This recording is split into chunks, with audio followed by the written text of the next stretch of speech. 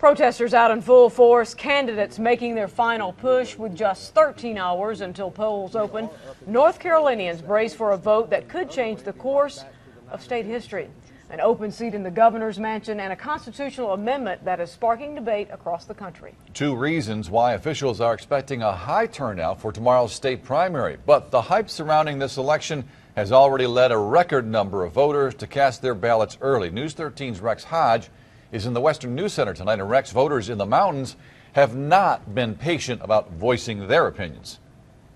No, they haven't, and some of those record numbers come from our western counties. And one issue in particular really appears to be driving the vote.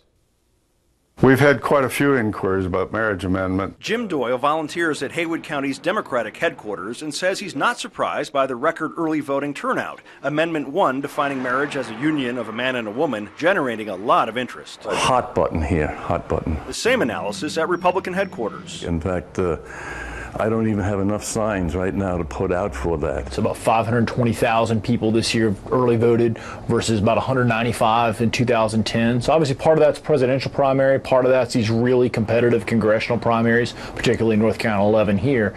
But obviously Amendment 1 has a lot to do with that as well. Western Carolina University's Chris Cooper says primary voters are already polarized, and adding a hot button issue like gay marriage brings people to the polls.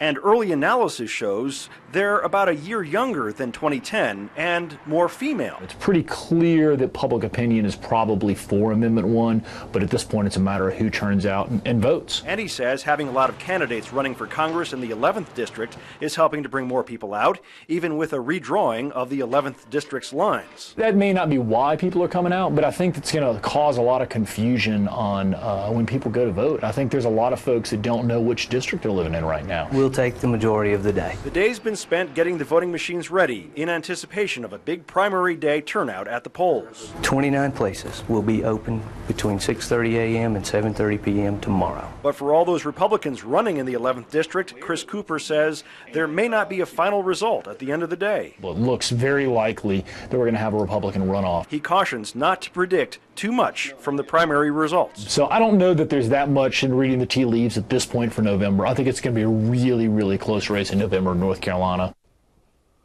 And all the voting in Haywood County is done electronically. Reporting live tonight from the Western News Center, Rex Hodge, News 13.